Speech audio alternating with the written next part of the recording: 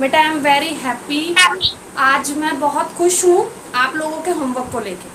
मतलब कि बहुत सारे स्टूडेंट्स ने मुझे होमवर्क सेंड किया, बहुत सारे स्टूडेंट्स ने। और बेटा अगर आप लोगों से पीडीएफ शेयर नहीं होती ना, जैसे कई बच्चों की मेरे को ये प्रॉब्लम थी कि मैम बहुत ज़्यादा एमबी की बन जाती है, मतलब पीडीएफ बहुत ज़्यादा लंबी हो जाती है जिसकी वजह से वो सही से जा नहीं पाती।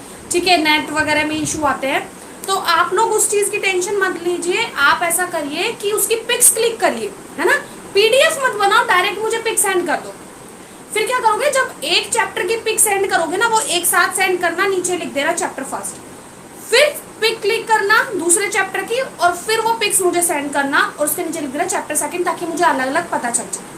ठीक है, आप लोग पीडीएफ मत बनाओ, इतना प्रॉब्लम मत लो। आप लोग मुझे डायरेक्ट जो पिक क्लिक करके उसको भी सेंड कर सकते हो। ठीक है, और मोस्टली बच्चों की मेरे पास आई हैं, पर सबकी नहीं आई।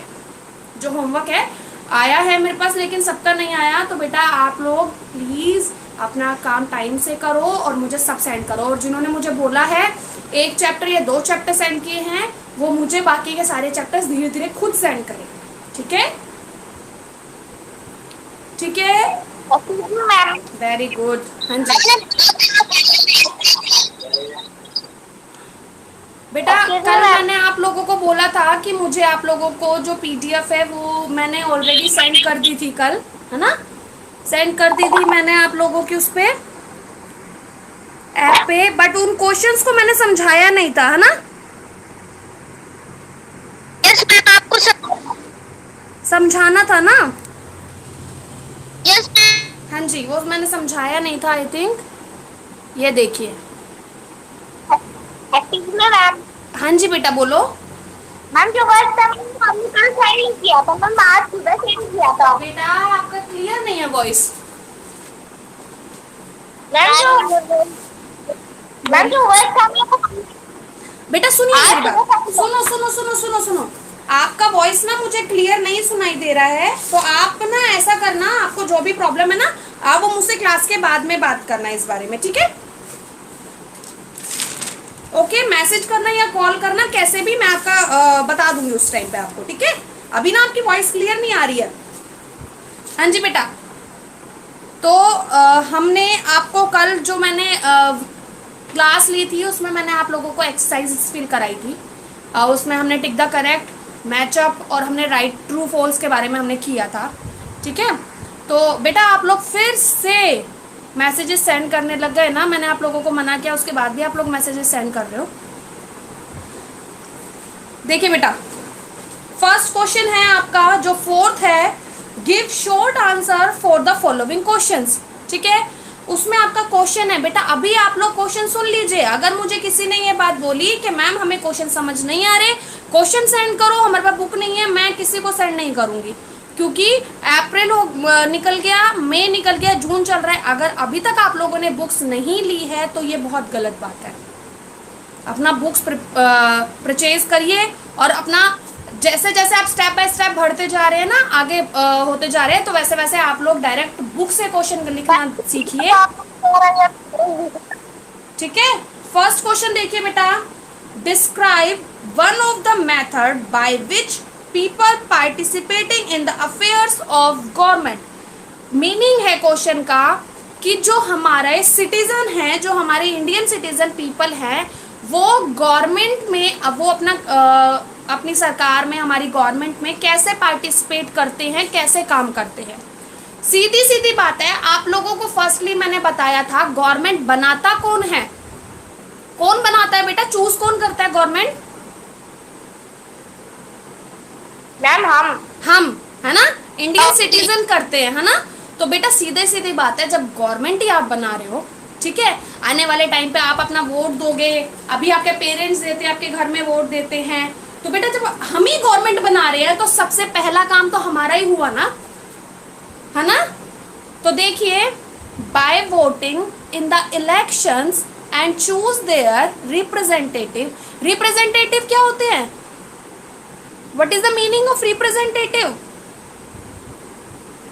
बेटा रिप्रेजेंटेटिव का मीनिंग होता है जिनको हम चूज कर रहे हैं। ठीक है, जो गवर्नमेंट के लिए जिनको हम चूज करते हैं ना, किसका म्यूट होना है, अपना म्यूट करो बेटा।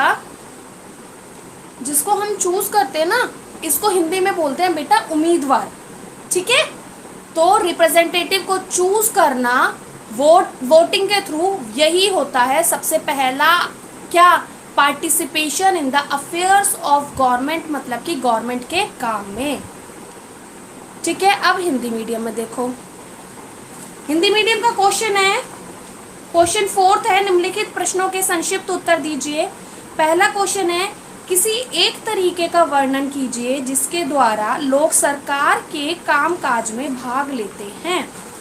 देखिए, चुनाव में लोग वोट देकर अपने प्रतिनिधियों, बेटा ये प्रतिनिधि है, ठीक है, ये जो आपको वर्ड क्लियर नहीं दिख रहा है ये इसमें ऐप में हो गया थोड़ा सा, ये प्रतिनिधि है, ठीक है।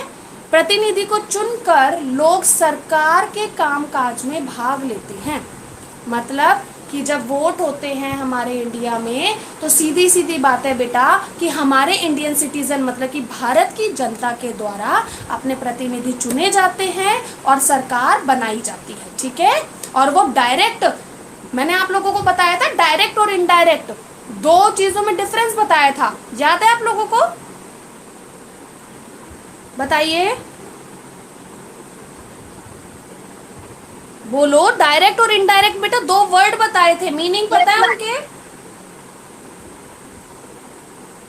किसी को नहीं पता है ना, सब भूल गए, सबको मैंने इतने अच्छे से मीनिंग बताया था। बेटा डायरेक्ट का मीनिंग होता है जो काम हम डायरेक्ट करते हैं, ठीक है। जैसे कि आप लोग एक खुद उठ के पानी पिए, वो हो गया डायरेक्ट। इनडायरेक्ट हो गया, आपने बोला मम्मा को, mamma please give me 1 glass of water, आपकी मम्मा ने आपको ग्लास का पानी का ग्लास लाके दिया, वो हो गया इनडायरेक्ट, ठीक है।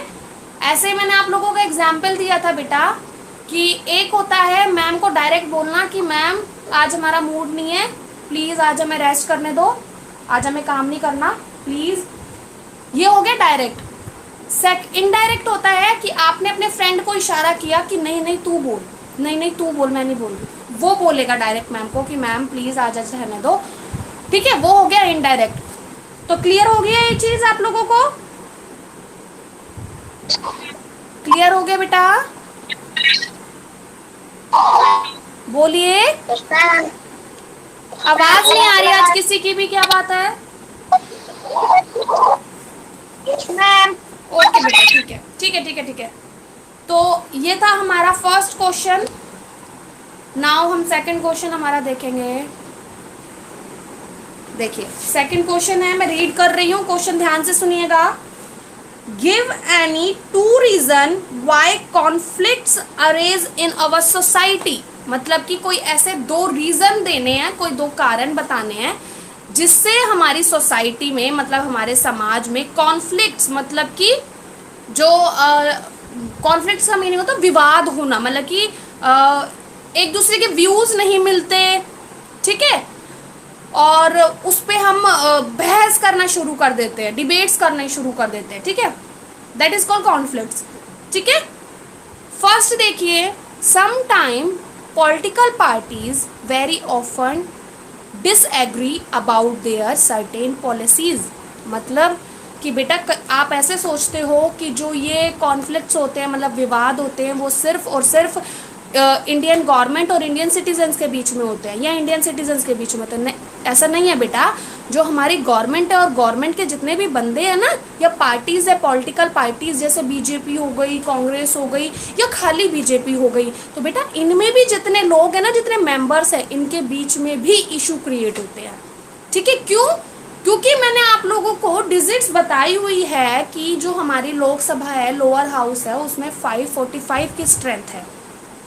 तो बेटा क्या 545 की स्ट्रेंथ वाले सभी एक ही व्यू देते हैं, अपना एक ही ओपिनियन रखते हैं? नहीं ना, जितने लोग होंगे उतने माइंड होंगे और उतने ही ज्यादा उनके ओपिनियंस होंगे, समझे? इसीलिए जो पॉलिटिकल पार्टीज है बेटा, वो भी अक्सर अपने डिसीजन पर क्या करती रहती हैं, वो डिसएग्री होते रहते हैं, मतलब कि जैसे एक ने बोला ये करना है, दूसरा बोलेगा नहीं ये नहीं करना, ये करना है, ठीक है। इसका मीनिंग है some time political parties very often disagree, मतलब कि उसके अगेंस्ट होना, अबाउट सर्टेन पॉलिसीज, मतलब कि किसी एक नीति के खिलाफ, ठीक है। पॉलिसीज का मीनिंग आ रहा है यहाँ पे नीति या फिर काम करना उनके, ठीक है। सेकंड है the women's are also agitated about their inferior position in the society. अब आप लोगों को बेटा ये चीज पता है क्या कि जो हमारी लगा लीजिए आप जो हमारी सोसाइटी है, ठीक है, उसमें क्या होता है, उसमें क्या हमने अभी तक चैप्टर्स पढ़े, उसमें हमने यही पढ़ा है कि जो वुमेन्स है वो बहुत ज़्यादा सफ़र कर रही हैं अपने राइट्स को लेकर, कि उनको उनका राइट्स नहीं मिल रहे। और हमने कई बार तो ये भी पढ़ा है बेटा कि उनको ना अपने ही घर में वो प्यार नहीं मिल पाता अपने पेरेंट्स से, है ना। वो कुछ ऐसी सोसाइटीज और कुछ ऐसे घर होते हैं बेटा जिसमें ना लड़की को बहुत ज़्यादा पीछे रखा जाता है और प्रायोरिटी सिर्फ लड़के को दी जाती है। तो जो वुमेन्स हैं उनको आज भी बहुत ज़्यादा सफ़र करना पड़ता है, बहुत ज़्यादा प्रॉब्लम्स फेस करनी पड़ती है, ठीक है। तो यही है कि वुमेन्स भी अपनी पोजीशन के लिए, अपनी सोसाइटी में फेयर पोजीशन के लिए विरोध कर रही हैं। एजिटेटेड का मीनिंग होता है विरोध करना, ठीक है। नाउ इन हिंदी मीडियम देखिए, क्वेश्चन रीड करती हूँ मैं हिंदी मीडियम का। क्वेश्चन है, समाज में विवाद या लड़ाई झगड़े क्यों पैदा होते हैं? कोई दो कारण बताएं। पहला, फर्स्ट है हमारा पॉइंट, राजनीतिक पार्टियां आमतौर पर कुछ नीतियों के बारे में सहमत नहीं होते और वाद विवाद उत्पन्न होते हैं। वही चीज बेटा मैं आपको बता चुकी हूँ कि जो विवाद होते हैं, जो लड़ाइयाँ होती है, वो सिर्फ हमारी आम जनता में या फिर जनता ही सरकार से नाखुश नहीं होती बेटा, बल्कि जो सरकार के लोग होते हैं, इतनी बड़ी सरकार है हमारी, ठीक है, तो उन लोगों के बीच में भी किसी एक काम को लेकर बहुत ज़्यादा विवाद रहते हैं, मतलब कि उनके ओपिनियंस नहीं मिल पाते, उनके मत नहीं मिल पाते, ठीक है। सेकंड पॉइंट इज, महिलाएं भी समाज में अपने अधिकारों के लिए विरोध करती हैं, क्योंकि बेटा जब तक महिलाएं खुद के लिए खड़ी नहीं होंगी तो पुरुष तो क्यों करेंगे उनके लिए, है ना। जब महिलाएं खड़ी नहीं होगी तो पुरुष करेंगे क्यों? आप लोगों को भी ये चीज़ पता है कि जब महिलाएं पीछे पीछे हैं, घर में बंद है, तो पुरुष क्यों बोलेंगे उनके लिए, जब तक कि कोई एक महिला ही आगे नहीं होगी, ठीक है बेटा। आप लोगों को समझ आ रहे हैं ना क्वेश्चंस? क्योंकि आप लोगों को पता है मैम ने एक एक वर्ड पहले हमें पढ़ा दिया है, लेकिन फिर हमें समझा रही है। पता है क्यों समझा रही हूँ? ताकि आप लोग जब लर्न करेंगे ना, मैं तब रिवाइज नहीं कराऊंगी इन सब चैप्टर्स को, ठीक है। फिर डायरेक्ट होमवर्क दिया करूंगी मैं। उस टाइम अगर मेरे पास आएगा ना, मैम प्लीज समझा दो, फिर नहीं समझाऊंगी, इसलिए अभी अच्छे से समझ लो। थर्ड क्वेश्चन है आप लोगों का, suggest two way in which conflicts can be resolve. मतलब कि कोई दो कारण बताने हैं, कोई दो रीजन, कोई दो तरीके बताने हैं जिससे जो कॉन्फ्लिक्ट्स होते हैं, मतलब कि जो विवाद होते हैं, उनको हम सुलझा सकते हैं। देखिए, there are number of ways, मतलब कि हमें बहुत सारे तरीके हैं of resolving the problem in a democracy. मतलब कि लोग हमारे डेमोक्रेसी में कॉन्फ्लिक्ट्स को रिसॉल्व करने के बहुत सारे, मतलब कि उनको सॉल्व करने के बहुत सारे तरीके हैं। Then first is, a democratic system provides an opportunity for discussion and debates. मतलब बेटा अब आप एक बात बताओ, अब आप लोगों को किसी चीज़ के लिए कोई प्रॉब्लम है, ठीक है, अगर आपको अपने टीचर से प्रॉब्लम है, पेरेंट्स से प्रॉब्लम है, किसी से प्रॉब्लम है, तो जब तक आप उनको, पेरेंट्स को या टीचर्स को, जब तक आप उनको अपनी बात नहीं बोलेंगे, ठीक है, तब तक क्या उनको पता चल जाएगा आपको किस चीज़ की प्रॉब्लम है? वो भगवान तो है नहीं कि उनको पता चल जाएगा कि आपके साथ क्या हो रहा है क्या नहीं। बेटा जब तक आप डिस्कशन नहीं करेंगे अपने पेरेंट्स या टीचर्स से लेके टीचर्स को, ठीक है, तब तक तो उनको पता नहीं चलेगा। फिर क्या होगा? फिर आपके पेरेंट्स आपको सजेस्ट करेंगे, ठीक है, कि कहाँ आप गलत हो और कहाँ आप सही हो, ठीक है। आपके टीचर्स भी ऐसे करेंगे, तो क्या होगा कि आप कुछ बातें ऐसी होगी जो हाँ आपको आपके पेरेंट्स के, टीचर्स की बात अच्छी नहीं लगेगी।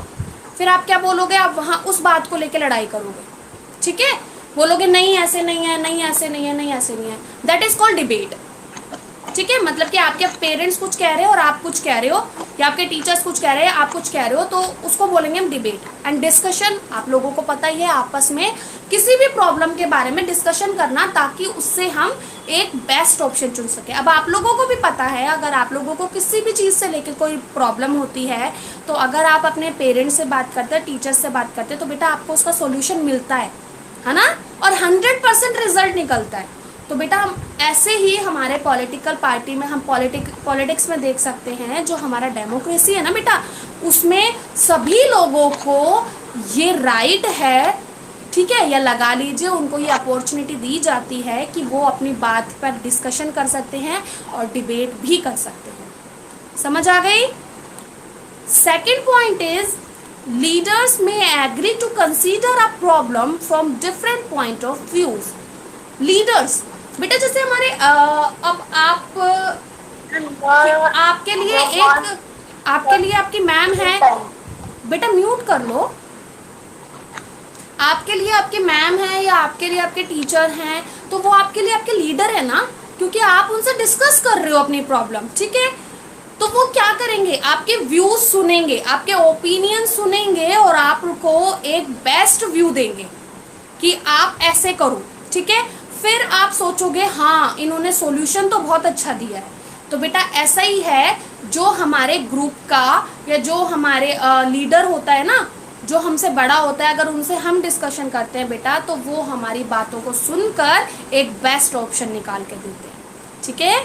इसी का मीनिंग है leaders may agree to consider a problem from different point of views, ठीक है।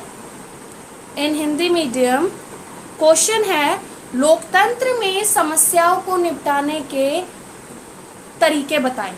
देखिए फर्स्ट पॉइंट है, लोकतंत्र में चर्चा और वाद विवाद के लिए अवसर प्रदान किया गया है।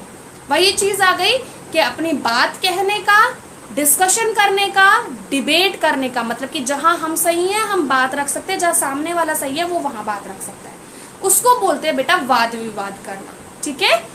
तो जिससे बेस्ट ऑप्शन निकलता है। सेकंड है, नेतागण किसी समस्या पर भिन्न भिन्न दृष्टिकोण से विचार कर सकते हैं। बेटा ये भिन्न भिन्न दृष्टिकोण का मीनिंग पता है क्या है? Many different opinions. जैसे आपकी क्लास में मैं एक आपको वो देती हूँ, टॉपिक देती हूँ कि आप लोग करके लेके आएंगे, क्या बताऊँ, चलो आप लोगों को एक मैंने दिया कि आप लोग दिवाली, जैसे जैसे आप दिवाली सेलिब्रेट करते हैं ना, वैसे वैसे आप लोग डिस्कशन करेंगे, हम अगले दिन देखेंगे। तो बेटा आप लोगों की अगर क्लास में 40 स्टूडेंट्स की स्ट्रेंथ है ना, तो 40 व्यूज, 40 लाइंस बन जाएंगी, आपको पता है।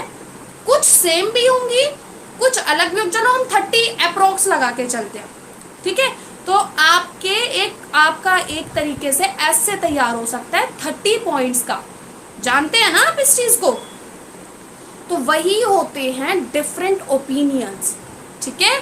अब हमारी पॉलिटिकल पार्टीज है, उसमें इतने सारे लोग हैं, तो बेटा वो लोग मतलब जो उनका लीडर होगा, ठीक है। जैसे अब मेरे लगा लो, चलो मैंने आप लोगों को दिया कि आपको दिवाली के बारे में पॉइंट्स करने हैं, ठीक है। तो अब मैं हूँ, ठीक है, मैं आपकी क्लास में आपकी टीचर हूँ, तो एज अ लीडर मैं वहाँ पे काम कर रही हूँ ना, तो मैं आप लोगों के सबके व्यूज सुनूंगी। 40 स्टूडेंट्स ने 40 व्यूज बताए, अब मुझे क्या करना है, मुझे आपके लिए इतना बनाना है कि आपका जो ऐसे है वो भी पूरा हो जाए और आपको अच्छे अच्छे पॉइंट्स भी मिल जाए। तो मैं क्या करूंगी, आप लोगों के पॉइंट्स सुनूंगी और बेस्ट से बेस्ट मैं आपको 20 और 25 लाइंस में कवर करा दूंगी, ठीक है। ये काम होते हैं लीडर्स के। समझ आया सबको? बेटा समझ आया? हाँ जी।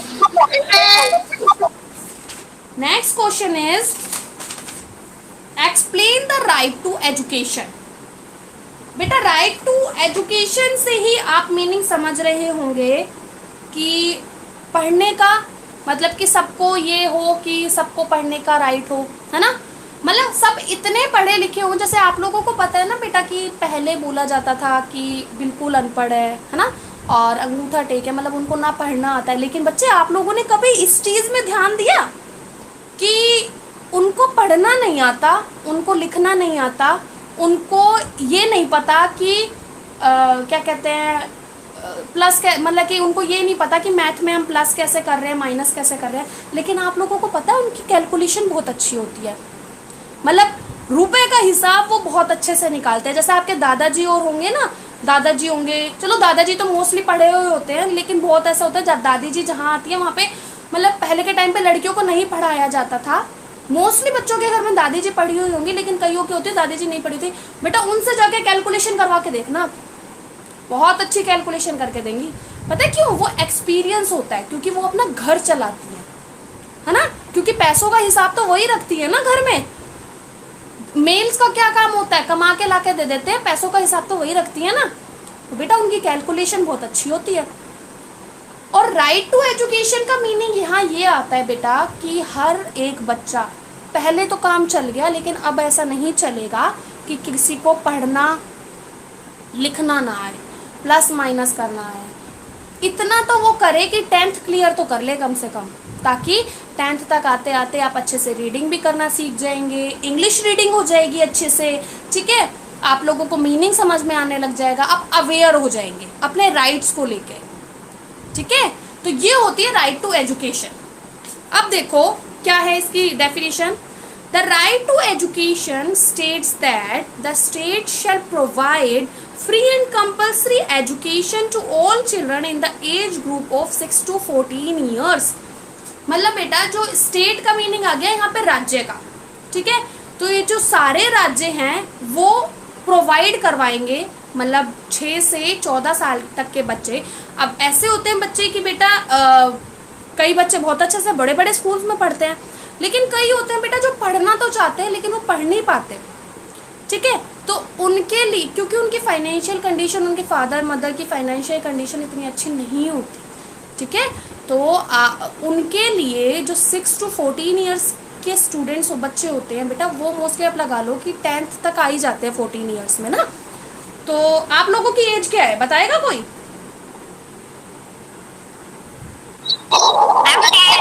10 है ना, और आप अभी 6 क्लास में है ना। आप 4 साल बाद 10th में होंगे, तो ऑफकोर्स आप 14 ईयर के हो जाएंगे ना, है ना। तो सही गैस किया था ना मैंने।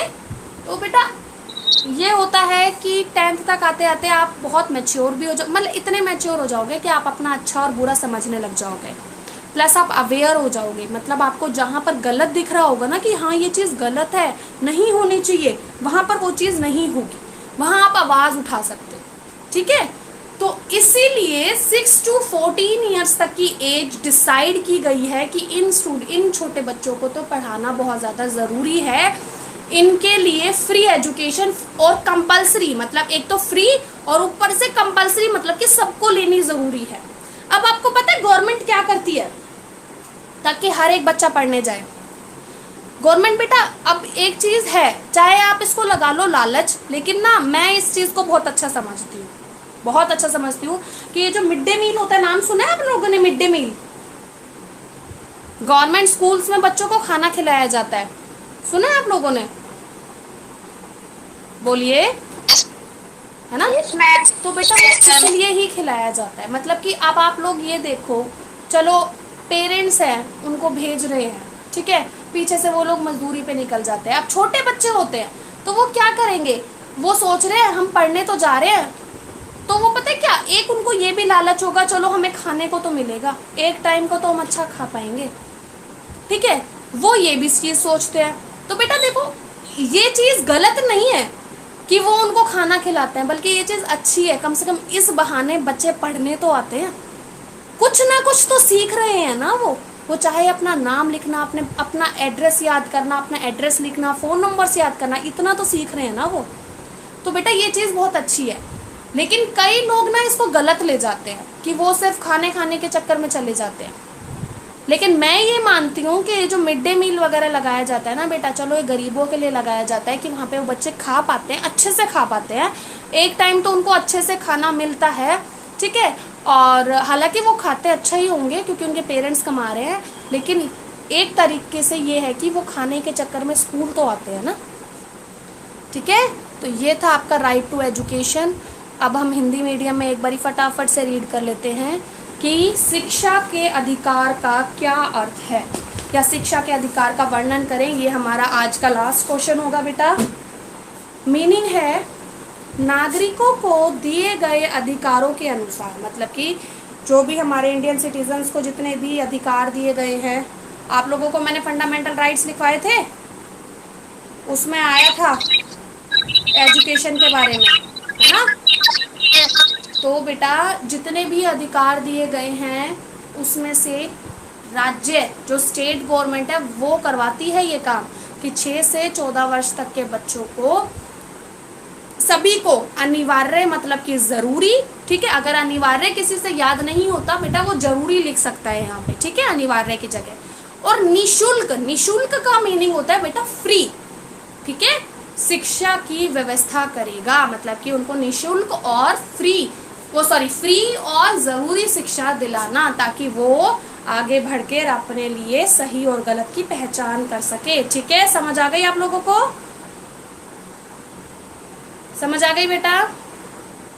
Yes ma'am. हाँ जी। तो आज आप लोगों का ये होमवर्क है, ठीक है। आज आप ये मैंने कल ऑलरेडी सेंड कर दिया था, आपको पता है ना, ऐप पे सेंड कर दिए थे। तो आज आप लोग ये क्वेश्चन आंसर्स अपने नोटबुक में लिखेंगे, यस मैम। ठीक है। बाकी के क्वेश्चन आंसर्स हम कल करेंगे। हाँ जी पीयूष, पीयूष क्या बोल बेटा, मैंने आपको मना करी थी ना, आपने फिर भी लिख लिया। मैंने बोला था मैं समझाऊंगी उसके बाद लिखेंगे। Very bad. तो आप इनको लर्न करेंगे, आप इनको रिवाइज करेंगे, ठीक है। Okay okay ma'am. हाँ जी। तो आज आपका होमवर्क है, आप लोगों को एक्सरसाइज क्वेश्चन आंसर अपने नोटबुक में, फेयर नोटबुक में करने हैं। साथ ही साथ जिन बच्चों ने अपनी नोटबुक सबमिट नहीं कराई है अपनी नोटबुक सबमिट कराएंगे, जिन्होंने करवा दी है वो आगे की नोटबुक सबमिट कराएंगे, ठीक है। और अपना क्वेश्चन आंसर्स करिए। अगर आपको फिर भी किसी भी क्वेश्चन में कोई भी प्रॉब्लम आती है तो आप मुझसे पूछ सकते हैं, कल क्लास में नोटबुक चेक कर लीजिए बेटा। वो आपने अगर मुझे सेंड करी है तो मैंने देख ली वो, ठीक है, यू डोंट वरी, वो हो गया। अगर आपने सेंड किया है तो वो हो गया, ठीक है। हाँ जी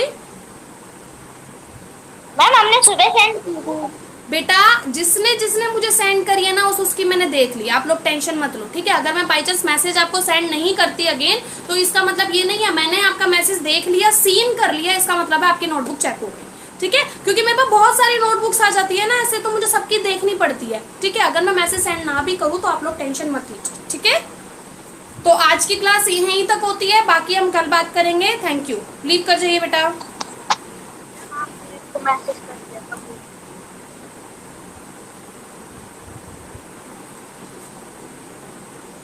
तरुण लीव करो, जीवितेश, पीयूष, वैभव, धर्मवीर, बेटा लीव करो क्लास। वैभव, ओके बेटा।